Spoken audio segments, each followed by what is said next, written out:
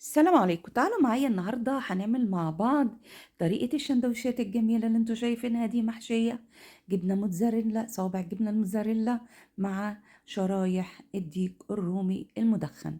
يلا بينا نشوفها معمولة ازاي ومكوناتها ايه. عندي كوبايتين ونص دقيق، وعندي كوباية وربع حليب، وعندي كمان معلقة خميرة كبيرة، عندي ذرة ملح، عندي معلقة بيكنج باودر بتقوم بعملية تحسين الدقيق، محسن الدقيق، وعندي معلقة سكر. ودي المكونات الجافة اللي هنعجن بيها العجينة. الحشوة بتاعتي عندي صوابع الجبنة الموتزاريلا، وعندي آه، الرومي، صدور الرومي المدخنة متقطعة طرنشات جميلة جدا ورائعة ورهيبة وبتدي نكهة وطعم جميل. يلا بينا نعجن العجينة بتاعتنا. جبت الدقيق، حطيت عليه كل المكونات الجافة بتاعتي، وبعدين هجيب معاهم كمان بيضة واحطهم، وهنحط عليهم معلقتين زيت ذرة. ماشي. وهننزل عليهم بكوباية وايه واقل من الربع كده حليب. وادي البيضة اهي بوريها لكم. هنحط كله مع بعضه ونبدأ نعجن العجينة بتاعتنا، ونعجنها عجن كويس، خدميها خدمة كويسة. وخلاص كده اتلمت معايا. غطيها بالاسترتش واسيبها تخمر، تقعد عندي نص ساعة، تطلع بالنتيجة الجميلة اللي انتوا شايفينها دي. نتيجتها رائعة جدا وجميلة. اعتمدوا الطريقة دي، رهيبة رهيبة رهيبة. جبت عندي طبق وحطيت فيه زيت، وجبت عندي صاج وحطيت فيه ورقة زبدة، صاج الفرن. وبعدين بدأت بقى أشكل العجينة الكور بالمقاسات اللي انت عايزاها، وتحطيها كده فوق الزيت عشان ما تلزقش معاكي في الطبق. وتاخدي برضو من معلقتين الزيت ده تعوزي ايديكي وقت ما تحبي كده، عشان العجينة ما تمسكش في ايديكي، لان العجينة بتاعتنا لينة وطرية وجميلة، مخدومة كويس وجميلة جدا. العجينة دي تعتمديها في البيتزا، في كل حاجة جميلة مغذية رائعة رهيبة. ممكن تحطي علبة زبادي ونص كوباية مية سخنة بدل الحليب. خلاص كده احنا شكلنا. وجبت طبق تاني، مش هعمل على الرخامة، هعمل في طبق عشان اعمل في السريع. طبعا العجينة بتاعتي فيها زيت من تحت، فايه تفرديها كده في الطبق المربع ده زي ما انتوا شايفين كده قدامكم بصوابعكم. الدقيق فيه عرق بس بيتفرد معايا.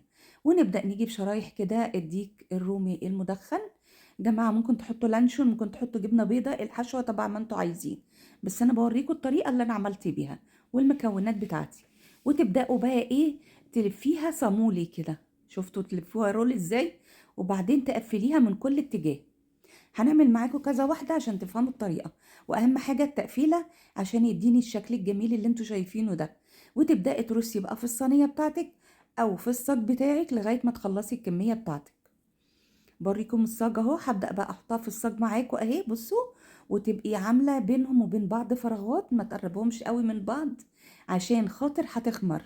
هتخمر تاني وهتكبر وهتبقى هشة كده وجميلة، وطعمتها وريحتها ما اقولكمش.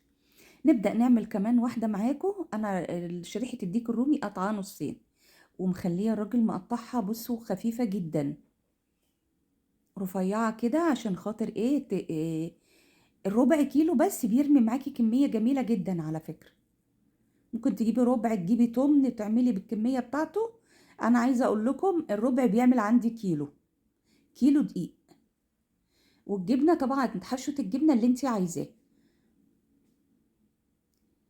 بصوا انا عملتها بنفس الطريقة اهي معاكم، فردتها وحطيت شريحة البيف، وبعدين حطيت عليها الجبنة الموتزاريلا، فردتها معاكم وقفلتها كويس.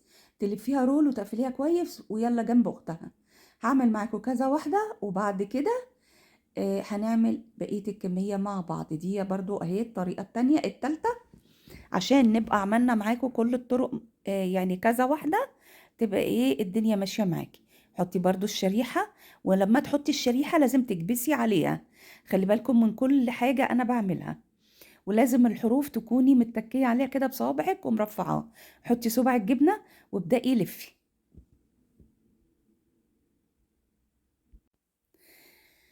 شايفين التقفيل؟ وتلفي كده وتقفلي كويس، ودي اهم خطوات اللي انت لازم تعمليها، التقفيل. خلاص كده هتعملي بقى الكمية كلها بنفس الطريقة. طريقتها جميلة روعة ورهيبة.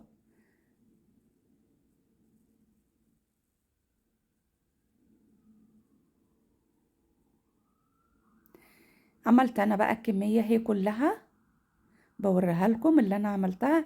هعمل بقى كله بنفس الطريقة وهوريكم في الآخر. جبت عندي هنا بيضة كسرتها وحطيت عليها معلقة نسكافيه ونص معلقة كاتشب، وتقلبيهم كويس جدا مع بعض وتدهني بيهم الوش.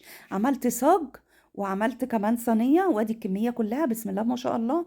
النص كيلو عمل عندي كمية جميلة جدا، رائعة ورهيبة.